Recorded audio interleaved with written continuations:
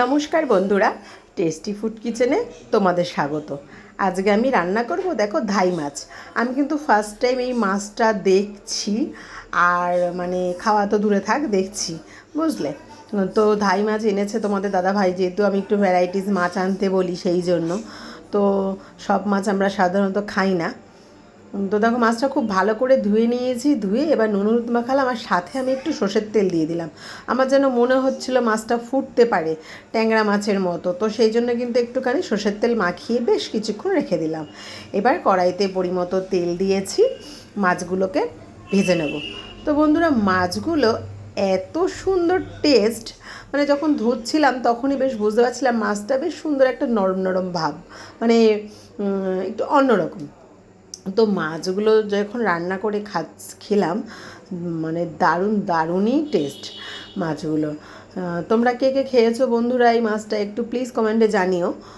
কারণ আমাদের বাড়িতে কিন্তু ফার্স্ট টাইম এই মাছটা রান্না হয়েছে। শাশুড়ি মা খেয়েও কিন্তু খুব ভালো বলেছে যে হ্যাঁ, মাছটা খুব ভালো। সব থেকে বড় কথা, একটা কাটা নেই বন্ধুরা।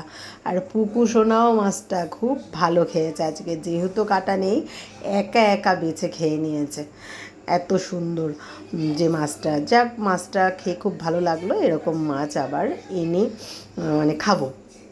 তো পরপর দেখো, আমার মাছ ভাজা হয়ে গেল। মাছগুলোকে ভেজে নিয়েছি। ভেজে নিয়ে ওই তেলের মধ্যে আমি দিয়ে দিয়েছি একটু গরম মশলা ফোড়ন, আর গরম মশলার সাথে একটা তেজপাতাও দিয়েছি। খুব ভালো করে কিন্তু গরম মশলাটাকে ভাজতে হবে, যতক্ষণ না গরম মশলার স্মেলটা বেরায় ততক্ষণ। কারণ পরে আমি আর কিন্তু এর মধ্যে গরম মশলা দেবো না, সেই জন্য। আর এবার দিয়ে দিলাম আমি এর মধ্যে বেশ বড় সাইজের একটা পেঁয়াজ কুচি, একটাই পেঁয়াজ কুচি।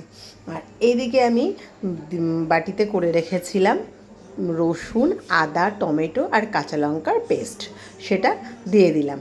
তারপরে দেখো, আমি দিয়ে দিলাম একটু জিরের গুঁড়ো, পরিমাণ মতো হলুদ আর লবণ, আর একটু লঙ্কার গুঁড়ো, একটু যাতে লাল লাল হয় সেই জন্য শুধু লঙ্কার গুঁড়োই দিয়েছি, কাশ্মীরি লঙ্কার গুঁড়ো কিন্তু দিইনি। এবার আমি মশলাটাকে খুব ভালো করে কষিয়ে নেব।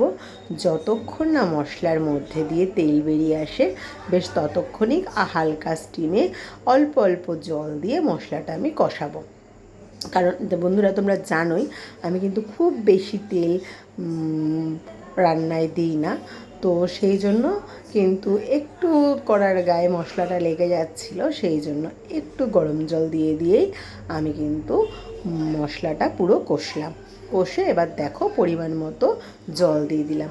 আর জল দেওয়ার পরে বন্ধুরা, তোমরা দেখতেই পাচ্ছ কালারটা বেশ সুন্দর হয়েছে। এবার ভেজে রাখা মাছটা আমি দিয়ে দিলাম।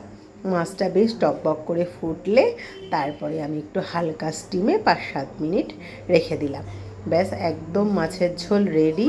আর দেখতেও কিন্তু বেশ সুন্দর হয়েছে, আর খেতেও কিন্তু সেরকমই সুস্বাদু।